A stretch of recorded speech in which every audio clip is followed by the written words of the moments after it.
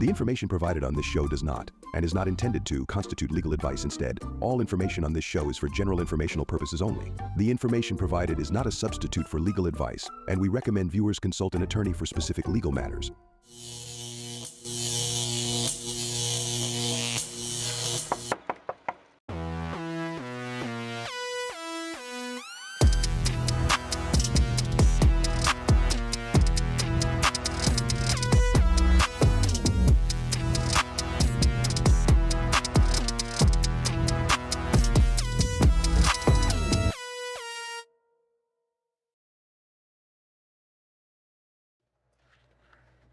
Welcome to Condo Craze and HOAs. We are here every Sunday at 11 a.m. live on our YouTube channel. We're so happy that you're with us because Eric's going to be able to answer all your questions. They have concerns about your HOA or condo or co-op. And we love our sponsors. We're here because of our sponsors. And we particularly love our best services in South Florida, the Diamond Service sponsor, Best Roofing. And of course, Eric is board certified in community association law by the Florida Bar. And he has a law firm here in Hollywood. That's Glazer and Sachs. And he has a law office in Orlando. And we're here each week again to answer all your calls. All you have to do is give us a call, 717-GLAZER with a Z8. That's 717-452-9378.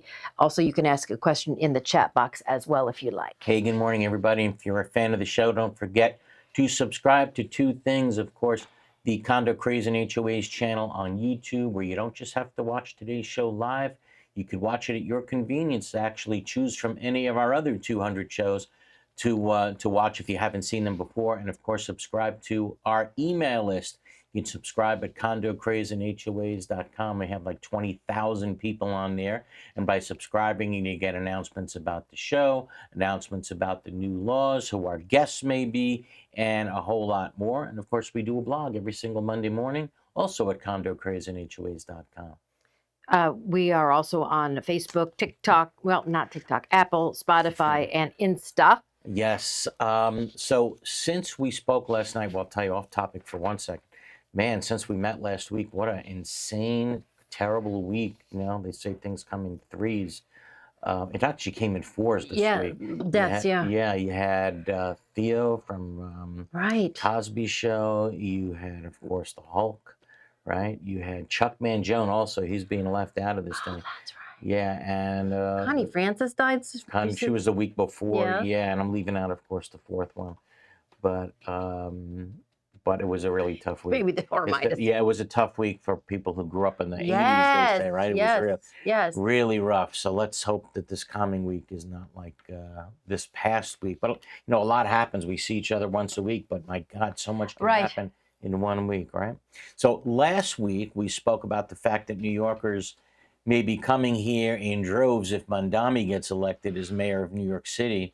And while some of you may not be happy about that, I think almost all of us can be happy that, according to an article by CNN, statistics are showing that law enforcement officers in blue states are flocking to red states like Florida for job security, better pay, and bosses who are actually going to back them up, according to at least one police leader who's quoted in the article. Yeah, and the governor gives them a $5,000 bonus. I mean, there's all kinds of carrots and candy, but Joe Grimaldi is the National Vice President of the Fraternal Order of Police, the FOP. And he is an active lieutenant with the Houston Police Department. He says that police in blue cities are tired of facing hostility from local leaders. He says, quote, "What we've seen is really a mass exodus of police officers leaving far left cities for basically greener pastures." And that's what he told Fox News Digital. Florida, of course, is one example of a Republican-led state that has benefited from mass departures. Florida really has. Listen to these stats. According to a 2024 statement from former Florida Attorney General Ashley Moody, the state welcomed 5,000 law enforcement officers between 2022 and last year. 1,200 of them came from out of state. And they're all deputized to help with the immigration problem. Yeah, they are. You're right. Florida's the most pro-law enforcement state in the nation. I mean, we are number one in education. We're number one in law enforcement. We're number one in so many things, but we have the back of the blue. And Moody says at the time, we've been spreading the word all about our great incentives to join our ranks as individuals. Like the new Sarasota recruits have answered the call, leaving behind places where their service was not appreciated as it is here. She says that she was inspired as ever to continue doing all that she can to show the support to those who have bravely protected and served after seeing the influx of police officers into the state. Yeah, you talk about incentives like you were saying. So I actually went and I Googled what are the incentives for Florida police officers to move into our communities from other states. And listen to this, the Florida Law Enforcement Recruitment Bonus Program. It established through House Bill 3 in 2022. It provides a one-time bonus of $5,000 after taxes to eligible newly employed law enforcement officers in Florida, including those relocating. Yes, yeah, $5,000 after taxes. That's one thing, one incentive.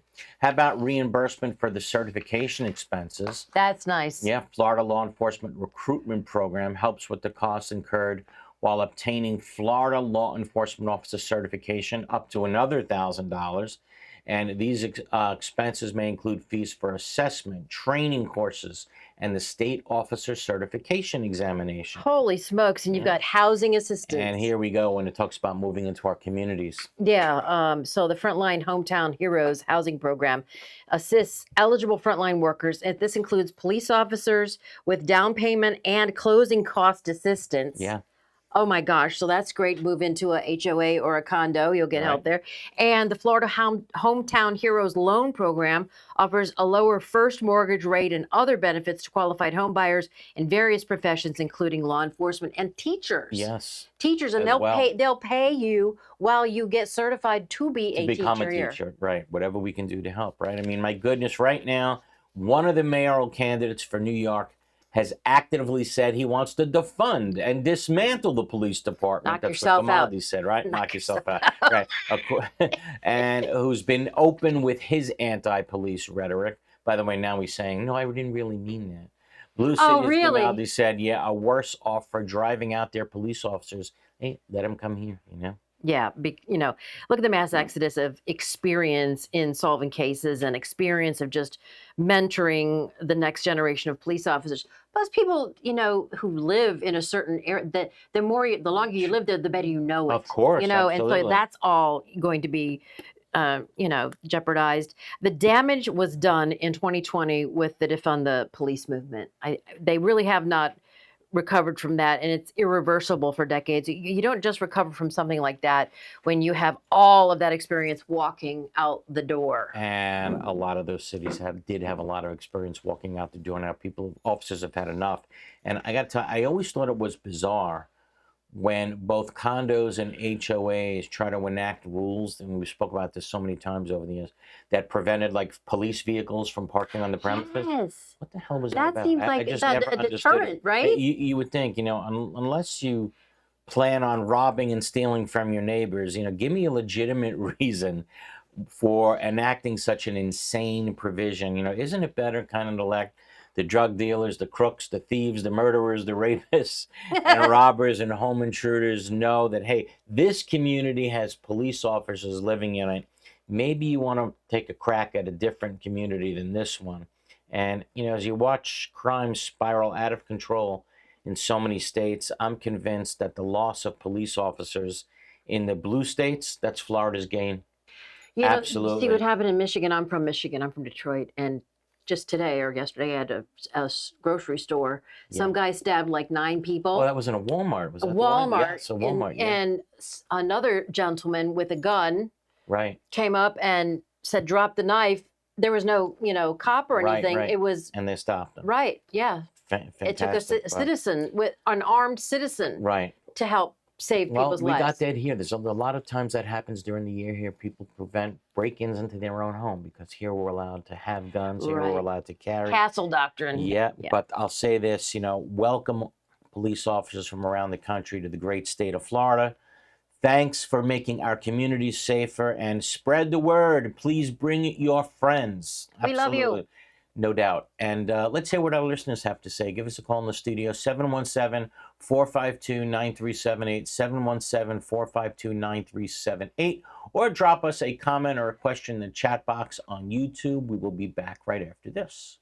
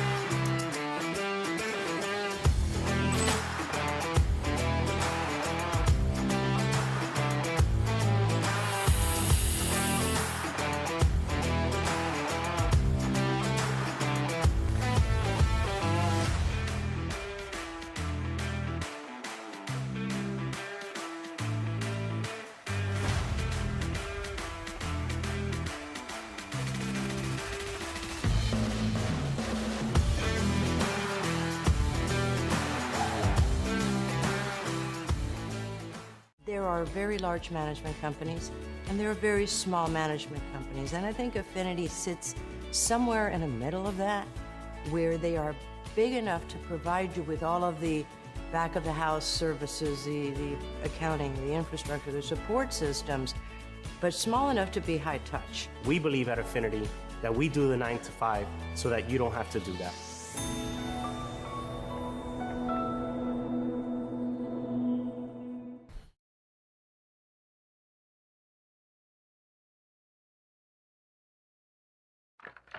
And welcome back to Condo Craze and HOAs here on our YouTube channel. Last week we did our parody of the Coldplay Kiss Cam. Yes. And then Coldplay was at Hard Rock yesterday. And, right. And the day before Friday, yeah. Yeah, so, people were writing to others on Facebook. Make sure don't get caught on the Kiss Cam. People were going to go, what's our parody today? He was going to rip his shirt like Hulk Hogan. I was not going to be Hulk Hogan. Only Hulk Hogan can do that. There should be nobody else that should be able to go near that. So go near your phone right now and give us a call if you have a question for Eric or a comment on anything going on.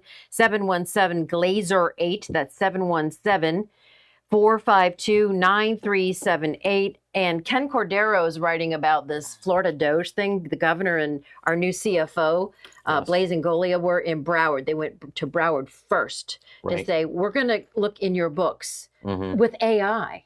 Oh, really? To figure out where this money's going, because Broward spent $800,000 on a float in the Rose Parade. Really? They pay their county manager $500,000. They've had like 5% increase. Broward is full. You can't bring anyone else new in here because the county is full. But their expenses went up 500%. So the governor's like, where's this money going? Can anybody out there, just curious, because I know someone that might want to get to politics at some point, can anybody ever see a day where Broward is flipped red? Yes. Can you? I don't know. I'd love to know what people think out there. I think that Debbie Wasserman Schultz should be asked that question. Is it a possibility that seat, can anyone ever imagine that seat flipping red? I can think of one person that could flip it. He's wearing red right now. That is a real tough one.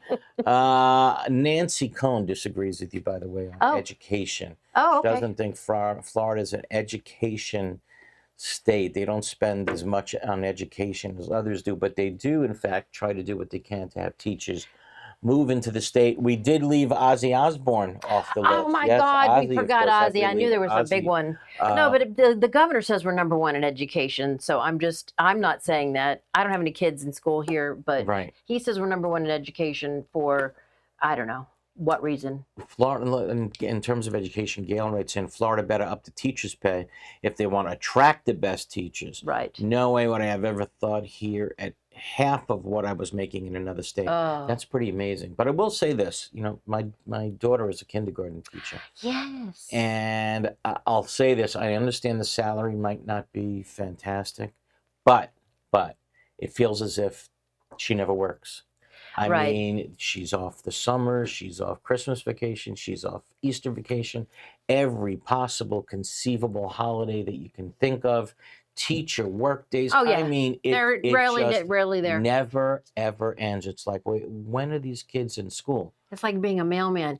But the teacher of the year, though, they get, for 67 counties, there's the teacher of the year. And then they get the top 5. So the teacher of the year gets $5,000. And then each of the top 5 gets 20. And then the winner gets 50 grand. Wow. Well, you know what? They should.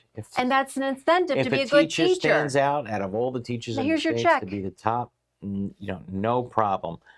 Okay, Eric, I wonder what percentage of teachers are devoted to teaching and not the security and pension. True. I don't think they give the pensions anymore, by the way. No. They give you a savings program. Yeah, back in the day, yes. Was there a pension program? Yes. I don't think there's a pension program. I think gone anymore. are the days of pensions. Right. They just give you the ability to put money away, but I don't think there's a pension program anymore. Pensions for teachers. Go ahead, I'm sorry. Anybody calling in there, Robert? Okay, let's get no calls yet. Let's test the line. 717 Glazer 8. That's 717-452-9378. Well, the hot topic is still out there, of course, for condos and HOAs. Well, at least for condos, the unaffordability of being able to stay here in our condos in South Florida, despite the new legislation. With the new legislation, and of course, what do we have? We have the mandatory inspections. We got the mandatory repairs. We got the mandatory reserves. We know that Florida now let condos kick the can down the road for one more year in terms of the mandatory reserves. But is that going to be enough? I don't think it's going to be enough. I mean, eventually, bottom line is, everything catches up with you. It's like over the weekend, I had to make a repair to my house, right? Sprinkler system. Oh, yeah. Pool had to be fit. Who'd you call? No, who did I call for the sprinkler system? To help you, yeah. No. One of our totally separate sprinkler. Okay. Totally separate sprinkler company, because that's what they do. Okay. But my point being, if you live in a home, it never ends. Oh, I know. I'm telling you, those out there in an HOA, it never, ever ends. There's always something that you have to spend money on. So the people that live in a condo, I understand that it's, it's expensive. But that's life. But that's life. I'm sorry, if you lived in a condo and you kept kicking the can down the road for 10, 20, 30 years, we've said it on the show many times, it's kind of difficult to have, any sympathy for you now, quite frankly, at least for me, that things are now getting expensive. Well, for 30 years, you didn't put any money away to fix the property that you lived in. Did you not think repairs were going to be necessary? At some point, people that live in an HOA will tell you that they're spending money all the time fixing their home. Of course. Their roofs, right? I know eventually I'm going to have a roof problem on my house. Right. That's going to cost what, $50,000? And people don't want to put away. Right. People don't want to put away money, $50 a month for your condo. And then they're driving the roof thing up with insurance was paying for it if they had the right paperwork, and then the insurance companies were leaving the state. It was like a whole thing. Yep, exactly. You know what? Let's do this. Let's take our first break of the hour. Okay, second break of the hour. Let's take our second break of the hour. Give us a call here in the studio, 717-452-9378. 717-452-9378. We'll be back right after this. Roomkiss Consultants offer the professional expertise to help condominium and cooperative communities provide safe, compliant buildings for their tenants. We have more than 170 Florida licensed engineers and architects who are experienced with local regulations and can assist with Senate Bill 4D compliance. We can help with milestone structural inspections, capital expenditure evaluations, structural integrity reserve studies, and developer transition reports. Focusing on energy, resilience, maintainability, and sustainability, our experts can help with every phase of the building life cycle. Contact us for inspections, building restoration, repair and remediation consulting, or mitigation after a catastrophic event.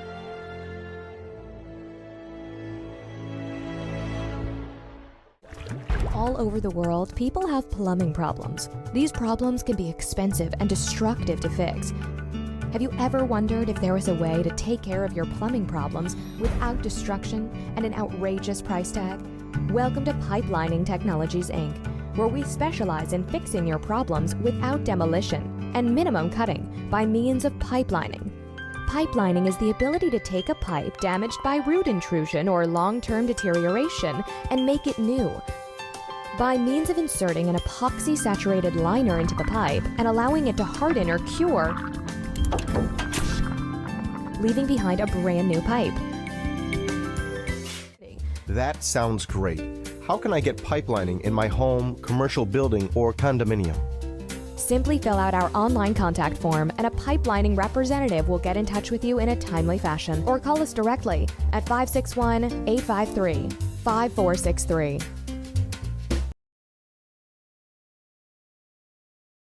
Welcome back to the second half of our Condo Craze and HOA show, and our phone lines are live, 717-GLAZER-8, 717-452-9378, and you did a blog, which we'll be posting tomorrow morning. What is it about? Yeah, interesting potential legislation. Rick Scott just filed a bill in the United States Senate, which would allow, of course, the other problem that everybody's facing is tremendous costs for insurance. Homeowners especially, right? Tremendous cost for it. And it would allow, the first time, homeowners to deduct what you pay for homeowners insurance right off your taxes. It's not allowed at the moment. Now it would be. That's interesting. Yeah, so at least it would save you thousands of dollars in taxes, assuming that your average insurance bill is like $6,000 to $12,000 for most of us. I wonder if they could do the same thing with property taxes.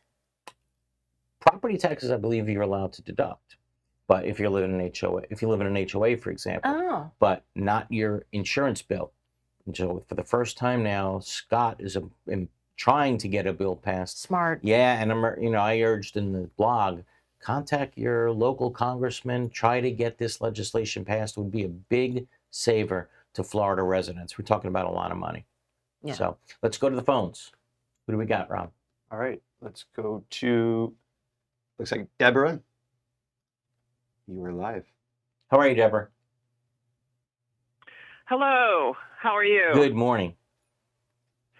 I have a couple of issues, but let me just start with this one. Our board is now posting, and it's timestamped, documented by a few owners, their agendas less than 48 hours beforehand. A few of us aren't living there, or we're out of town, so it's nice to have it at least 2 days to see the notice. I've requested, though, per our bylaws, that I be sent notification in writing by either a self-addressed stamped envelope or, for convenience, they could email it to me, and they're refusing to acknowledge my request. Okay. Yeah. A couple of things there. You don't have the right to ask the board to send you specifically a notice of a board meeting, okay, that, in the mail. That you're not entitled to. But does the board obviously have to post notice 48 hours in advance? Of course they do. Mm-hmm. And if they don't do that, two things. You can remind them of their responsibility to do it. And if they don't do that, then you can tell them that you're going to remind the DBPR of their responsibility to do so. And if the DBPR finds out that they're not doing it, then of course the DBPR can come down on the board and actually fine the association. Not what you really don't want the association being fined, but it's really what else is the DBPR going to do if the board won't listen to the requirements of the statute, right? But fine the association. But no question. Well, this is an HOA. It is an HOA. Okay. So you can forget about the DBPR. They're not going to help at all. Right. Forget that. I think you're calling from a condo. So that's not going to help. So even though our bylaws are specific that we can request it, we can't? I can't imagine that they would have a responsibility to mail you more than what the statute actually requires. To me, that mailing you something seems like a big jump, quite frankly, and that would cost the association a lot of money as well. So I really can't see. No, it says we can. It says self-addressed stamped envelopes. Oh, you gave it to that? Well, maybe. You know what? Maybe that might be allowed under your bylaws. Then oh no, it's specific in our bylaws. It's very specific. Yeah, so, potentially that would be upheld. Yeah, potentially it would be upheld. And you've asked them to do it, and they're saying they're not going to do it? They're refusing to acknowledge my request. I've sent it twice. Have you sent it certified mail, return receipt requested? Yes, to the property manager. Okay, so what okay, go ahead. No, what you can do then, again, considering that the DBPR is not there to help you because you're in an HOA and not a condo, then you can request pre-suit mediation. You know, not much fun, and the money comes out of your pocket to go fight it, unfortunately, but that's all you got in an HOA. You know, not much more you can do other than that. Deb, do they put signs out, like, you know, meeting coming up when you're driving around? They have a front board, but they're not putting it up timely. They're doing it a day or a day and a half. And it's only been the last couple of times because we've had owners taking pictures, so we have it time stamped. So why are they getting lazy all of a sudden? Why is it just the last couple of times?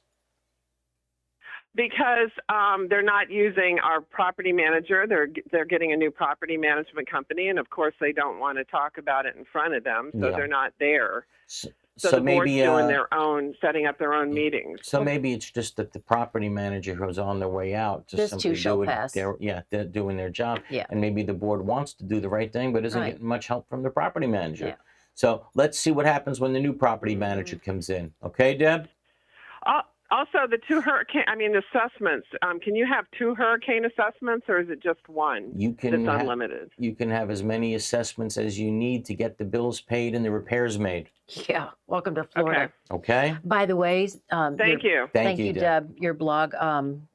You have a comment here from George Mullner about what Scott's doing with potentially having some sort of a tax break if you're paying.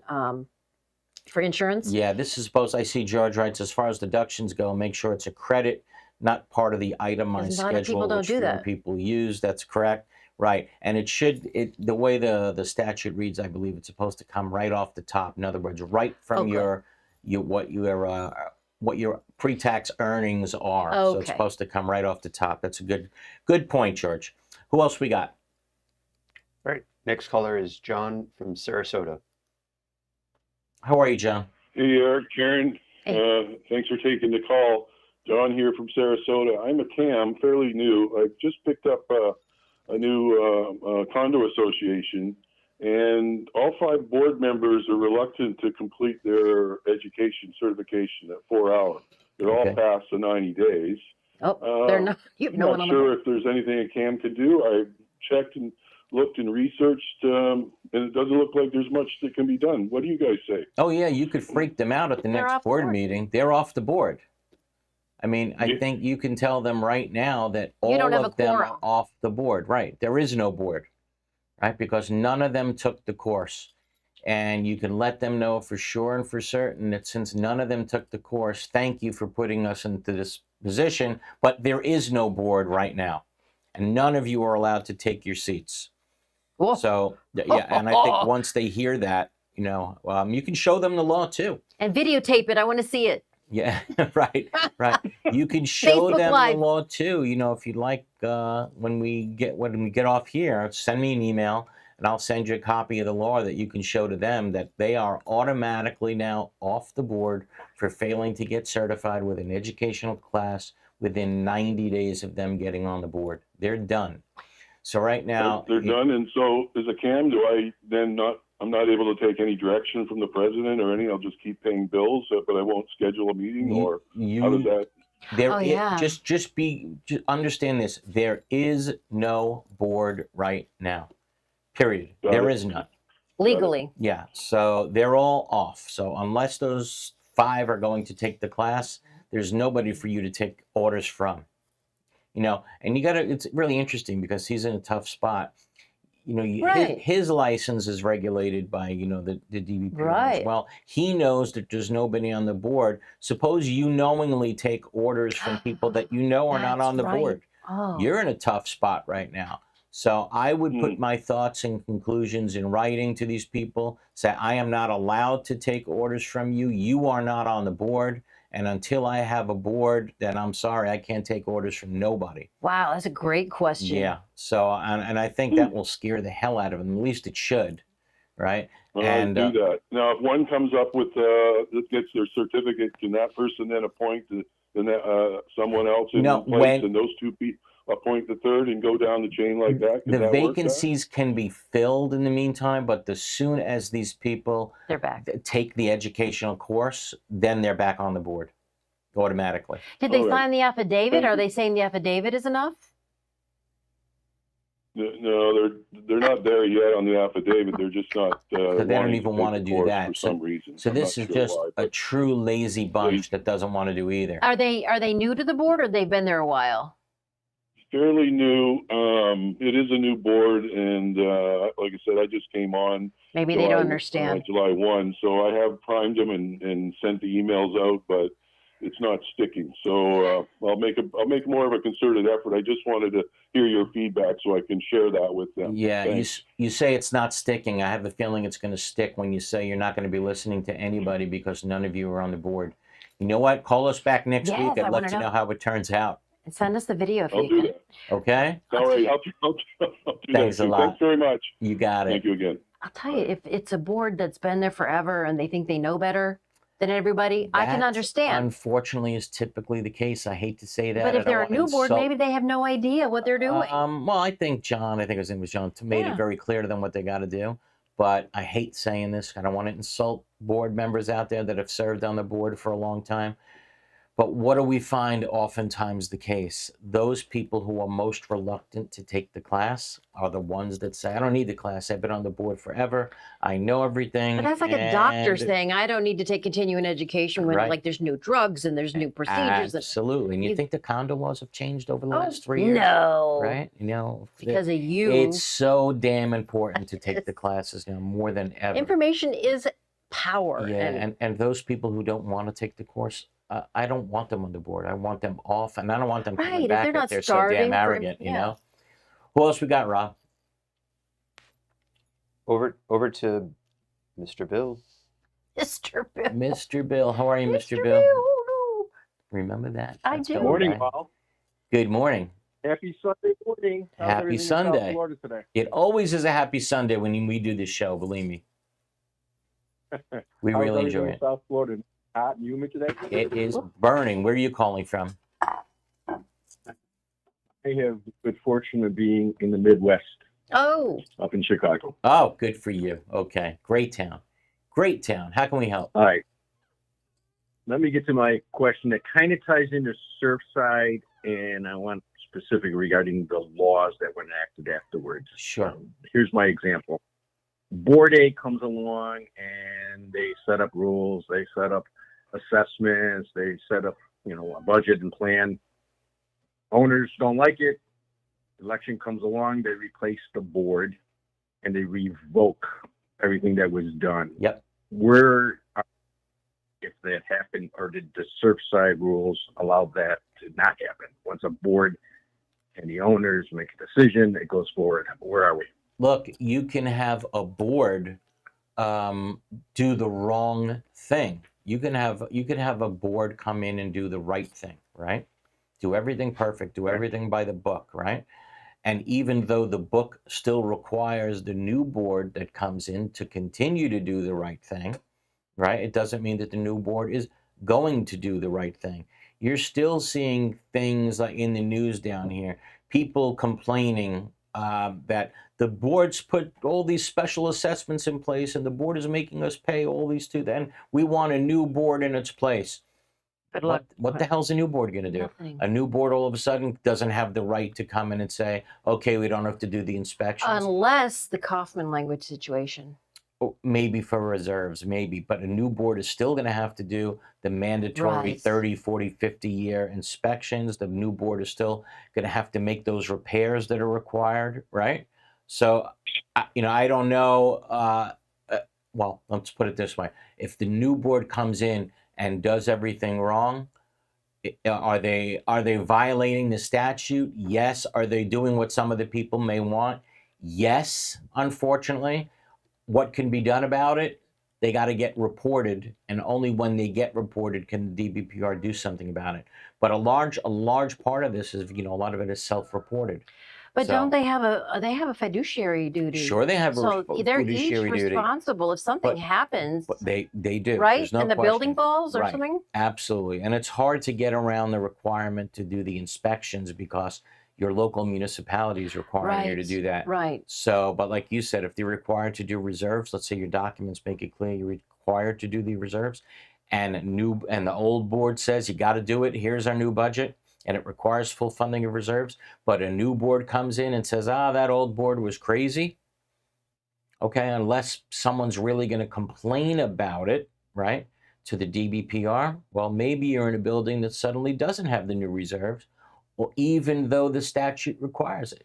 And try getting people to move in, to buy your house, right? When they figure out that you people are not doing what you're supposed to be doing, right? So I understand your question, and the answer is yes. If you have people in the community that are one for all for one, in terms of, no, we don't want our expenses to increase, and hey, nobody tell anybody, right? Then is it possible that the expenses won't go up, at least for reserves?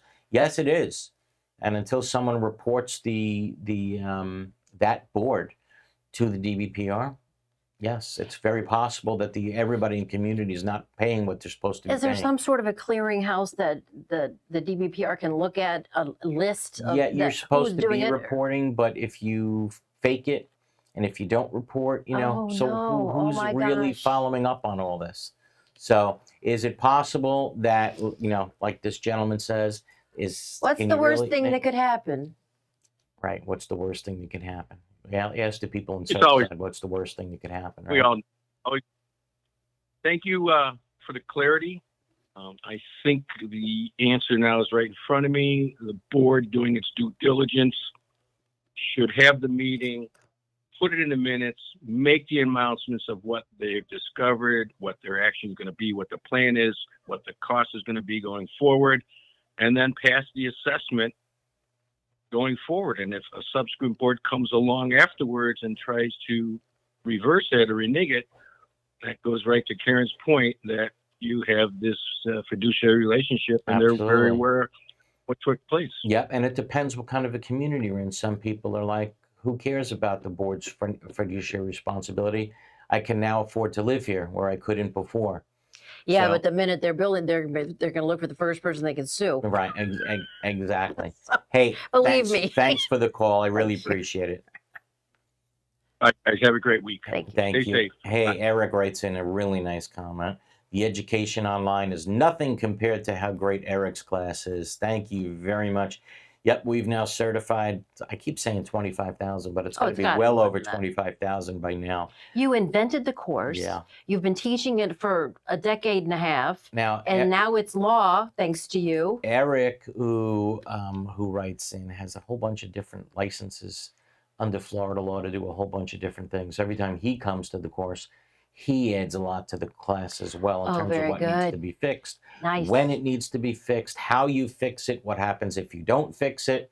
So sometimes you have people that attend the class that can help, that even add to it, that make it so much better than I can do on my own. So remember we used to do the show live from the class. That was so we got to go back doing that. That was so much fun. Doing this show live. And we have like the board. We could do that. Yes, we will. Robert's like, oh my God, I just Robert's, Robert would love to do that. and we will. Back to the phones, Rob. All right. Keep the calls coming in. 717-452-9378. 717-452-9378. Right. Next caller, I believe it's Leah or Leah. Leah. Good morning, Karen. Good morning, Eric. This is Julie from Hallandale. Good morning. So I had a comment, and by the time I finished listening to the previous callers, I have a whole different set of questions. Okay. Wonderful show. I'm waiting for the next slide. So the first one I would like to ask, when the board members are clearly in violation of the statute or the governing documents, what is the reason and rationale for fining the association as opposed to our board members? I would like that law to be understood. I guess there's a thinking out there that if you're going to fine board members directly, and they can get hit out of their own personal pockets, then it's going to discourage a lot of people from running for the board in the first place. It's hard enough to get volunteers, and you don't want people that if they make an honest mistake, they forgot to put this or that in the budget, they forgot to call a meeting on this day and they did it on that day instead, or whatever it may be. If the DBPR is going to hit those people with a fine out of their own pocket, who the hell is going to run for the board? Right. You know, well, it shouldn't be done. It shouldn't be done out of the left field. So a proper notice should be mailed to the board with an explanation which laws they're violating and how, to give them a chance to rectify. Right. And then if they don't do it, why should the association members be penalized for the morons that are on the board? Well, good point. That is completely ineffective. Good point. Get your legislators in the state of Florida to change that. I can tell you doing so will probably get, excuse me, a lot of fight in return. Again, think of how hard it was for me over the years to get legislation passed that required members of the board to go take a freaking educational class, right? The thinking always, the thinking was always, hey, Eric, if you're going to make people go take a class, nobody's going to run for the board. Wrong. Right? People love it. Right. So I agree with you, but this is a little different. This is, hey, if I screw up, I can get hit financially. Yeah. It might prohibit some people from running. But you said you had another question. And those people should not be on the board. So the comment that I had is everybody is welcoming new police officers and new teachers, and nobody is talking about them being qualified, the performance being measured. I, for example, don't want any lip tarts from New York teaching our kids here. Mm-hmm. So similar topic to the board members. We have a system where the elected officials are not qualified for the job. And until that's changed, we're going to have all kinds of problems. We're voting them in. We're voting them in. DEI is gone in the state. You can't. It's what's going on? Sorry. DEI. Oh, yes, that is gone. So they can't come in here and start talking about their our curriculum has totally changed dramatically. Yeah. You just cannot. And rightfully so, because some of the things that were being taught to kids, not to go off on that whole tangent, but some of the things that were being taught to 5-year-olds. Oh yeah, no. Was just absolutely insane. But you know what's kind of strange? I don't hear anybody saying that's right. Hey, we black or blue, we're happy to see police officers. Not even in the comments. Is anybody in favor of police officers coming to the state of Florida? Me and Karen are. Qualified police I think Rob is. Rob certainly. I'm sorry? Qualified police officers. Well, they got to go through training before they actually are allowed to become a Florida police officer. I don't think it's just you come here and you're automatically a police officer. You got to go through Florida's certification. And I don't think they'll be on the force very long if they start pulling stuff, whatever. But by the way, Fred Kay says no one can beat House member Debbie Wasserman Schultz or Adam Schiff. It's true in California. Really, is that the thinking, that Debbie Wasserman is unbeatable? I'd really love to get an answer on that, quite frankly. But maybe we'll get some answers to that question after we take our final break of the hour. Keep the calls coming in. 717-452-9378. Again, 717-452-9378. Don't wait till the last minute to get shut out. We'll be back right after this. In South Florida, the transition from bright sunshine to heavy rain and hurricanes can take a toll on your property's exterior and structural integrity. Cracked stucco, spalled concrete, they're more than eyesores. They can signal deeper issues. Now, with new Florida laws involving structural integrity requirements, we want to help you meet your milestone inspections and maintain the durability and beauty of your building. Since 2004, PD has been the trusted expert in structural concrete restoration, painting, and waterproofing for condominiums and commercial properties. Visit pd-concrete.com or call us today. Life is full of steps. We learn to take small steps and big steps. We take steps toward adventure, to discover what's next. At South State, helping you take each step is what inspires us to keep moving forward, so you can keep enjoying what's next in your life. This is banking at its best. This is banking forward. We are DMI Paving and Seal Coating, Florida's parking lot experts. We specialize in asphalt paving and repair, including pothole repair, seal coating using JC7 or polytar, concrete curbs, ramps, and walkways, and striping and pavement marking, as well as ADA compliance. We service commercial properties, including homeowners associations, apartment communities, shopping malls, warehouses, stadiums and arenas, and more.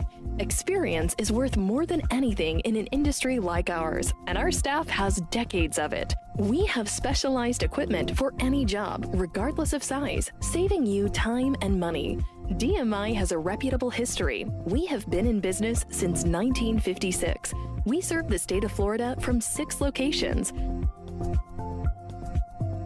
Let us bid on your next parking lot project. Visit us online at dmipavingandsealcoating.com.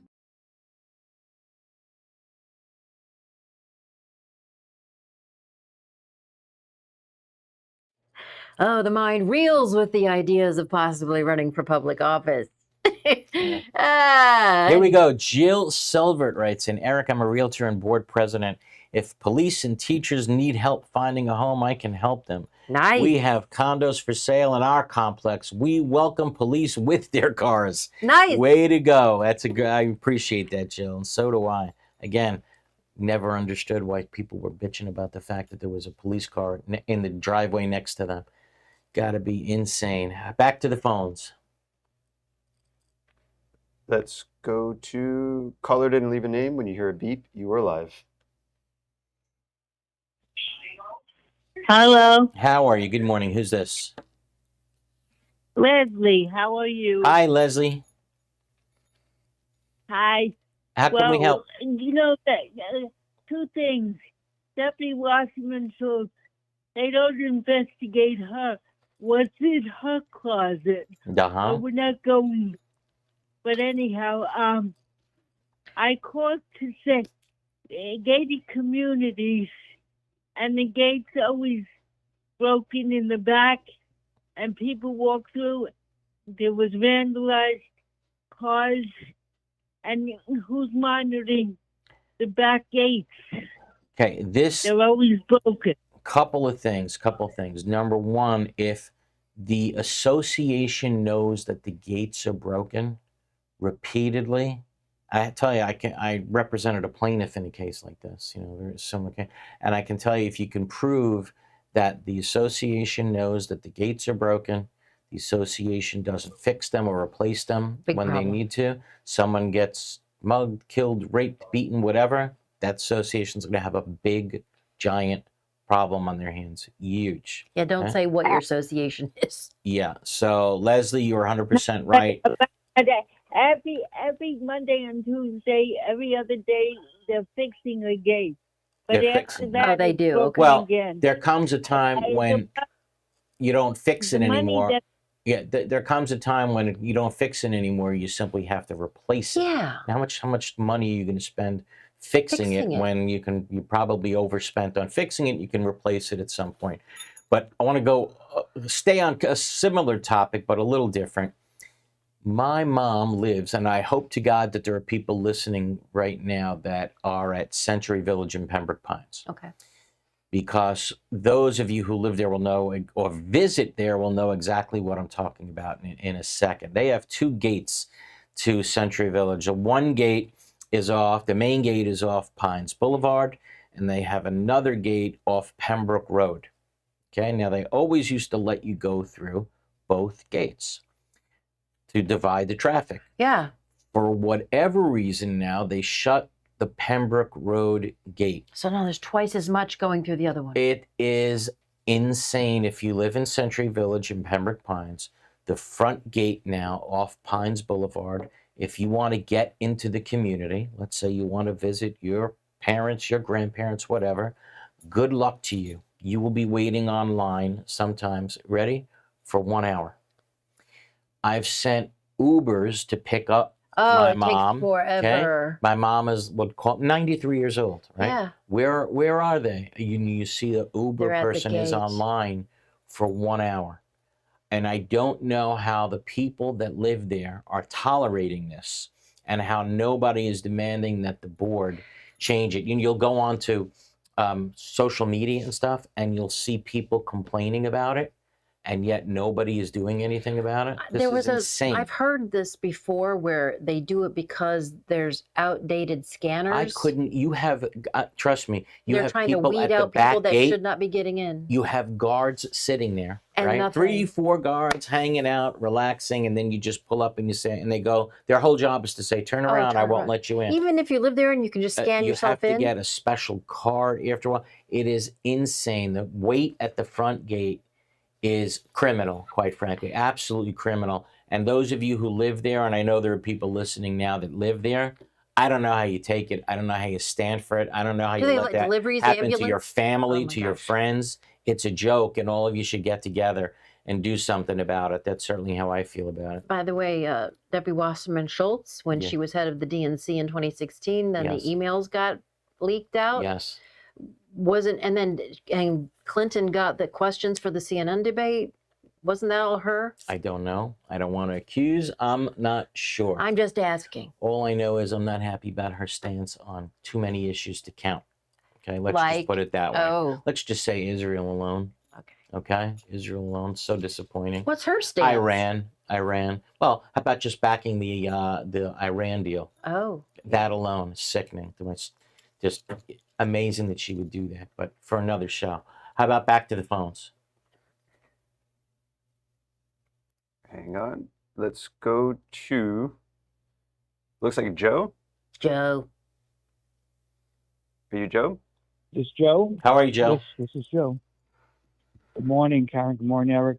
A couple of shows back, you were explaining the House Bill 913 about Zoom meetings. Mm-hmm. And I'm a president of my board here in the condominium association. We're very confused. We're not sure. You know, we have questions, and I was wondering if if there's going to be is there a YouTube webinar or something where we can get really explained. For example, I'll give you one thing I'm worried about. We stopped Zoom meetings until we understand it fully. You can go back to our episode. Excuse me? Yeah, we did an episode on video conferencing a couple shows ago. So it is on YouTube. Yes, you can go back. That's where I got my information, and we stopped doing Zoom meetings until we know that we're thoroughly prepared. But like when we considering using, say, a laptop to record the meeting, video and audio, but we have to retain that for 1 year that original recording device. That's right. Well, we have meetings every month. We figure that thing will get, we'll run out of real estate on that laptop. So we're thinking if we can save the meeting on a thumb drive. Of course you can. Does that count cloud? Does that count as the original recording? Yes, absolutely. Of course it does. Yeah, it doesn't say you have to save it on one computer. It says you have to save the original recording. So sure, that's perfectly fine to do it that way. Joe, do you have a website? Do you have a website, Joe? I'm sorry, I didn't hear that. Do you have a community website? Yes, we do. Yes, so we have a website, and we understand we have to put that recording on the website for 7 years, right? Retain it for 7 years. Yeah, just often you could store it there on the website, and I would imagine that would be the equivalent to a thumb drive. So you're in possession of it, and usually there's a lot of space available to do that.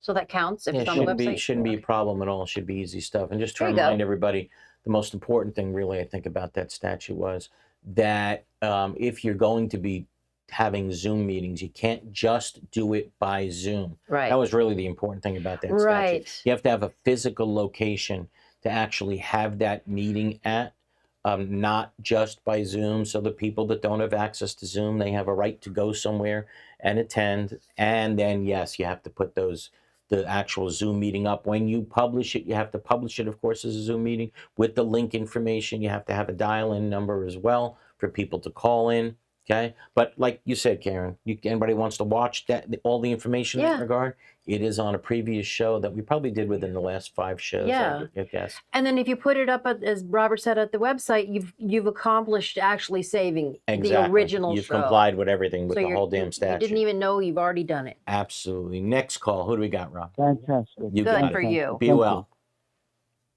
Okay, next caller looks like Roger. Correct me if I'm wrong.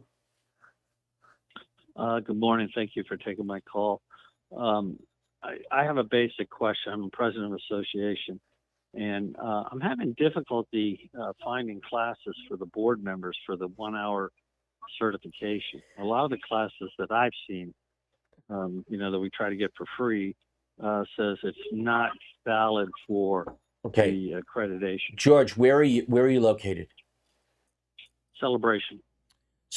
Okay, so we're going to be doing a show in Orlando coming up, I want to say in October. So how we're going to do this, because of the new education requirements, it's going to be really difficult to have 12th. One class. Okay, that satisfies everybody. But the way I envision doing the class is we're going to teach one class. The first hour is going to give you exactly what you're looking for, that 1 hour of continuing education for condominiums. Okay, and then we'll keep the class 4 hours in length, and it'll give everybody the credits for the mandatory 4-hour condominium class and the 4-hour HOA class. So I think in one class we'll be able to accomplish 3 things. What we won't be able to accomplish in that class is the 4-hour continuing education class for HOA members. That's going to have to be a different class. But I think everything else we'll be fine with. So hang in there. We'll be in your neck of the woods within the next few months, and we'll be able to do it. Okay? Okay, great. And I got one comment, if I may. Yeah. My association tried to close an entrance, and our governing documents kind of hit us and said we could not close that entrance, right, because it was a violation of the easement rules. Oh, really? That's great. You know what? Look at that up.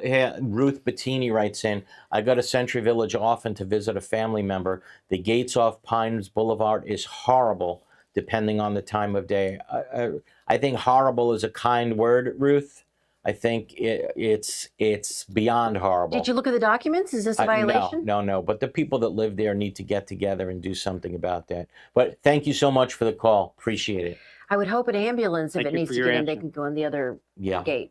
Let's take. I don't know if it would block have the ability to affect ambulances to get by. But what I do know is, well, if there's a line, Ubers, does it affect family members? Absolutely. If I got a call just now, let's say, God forbid, I get a call right now that says, my mother calls me and says, I'm not feeling well. Right. Do you think you could come over? I'd have to wait online for 1 hour before I got in. Really. I mean, that's how bad things are. And nobody should tolerate that in their community at all. Let's take one more and we'll call it a day. Who do we got, Rob? Let's go to Donata. Oh, Donata. How are you, Donata? Hi, Eric. How are you? Good morning. How is everything? Okay. How can we help?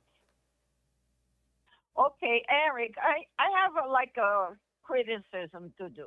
Okay, so there's a bunch of laws that pass here, pass there, but DBPR doesn't change anything. Nothing changed. I don't know how many million of dollars was allocated to DBPR. I filed a complaint in May, and big things, illegal elections, not posting, no budget, nothing. And it's in May. I spoke with Vicky Lopez's office, and I spoke with Frederica Williams. Forget that one. You can't even get through, and nothing happened. I mean, nothing can get fixed if the authorities don't do anything. Donata, I hear you, and let me say this, we know that over the last 2 years, the jurisdiction of the DBPR was dramatically expanded. The budget of the DBPR was dramatically increased, and it was supposed to, they added a whole bunch of investigators, and the promise was that the investigations are going to be bigger, better than ever. And did it happen? I haven't heard anything on the positive side yet, quite frankly, including personal experiences that I've had. It's just doesn't seem like things are moving any quicker than they used to move. Really? So, maybe that's something that the legislature is going to have to deal with in the next legislative session. I can tell you that they were very eager over the last 2 years to make the division better. That I can tell you. Right. They really were. But When it they hasn't heard happened. that, I can only tell you that I'm not hearing the greatest, most positive comments still coming out of the division, and that's unfortunate because there's people that obviously need answers out there, and as you hear each week on our Especially show, now. people don't seem to be getting them. But we'll leave that for the legislature to fix. Not something we could fix on this show. We can only point you in the right direction. And on that note, ladies and gentlemen, that brings us to the end of yet another show. If you need legal advice off the air, don't forget to give Glazer and Sachs a call, 954-983-1112. Again, 954-983-1112. And, of course, we'll see you and speak to you again next Sunday on Condo Craze and HOAs. And everybody have a wonderful, safe week to you and all your families. Be well. Thanks, Eric. Thanks, Robert.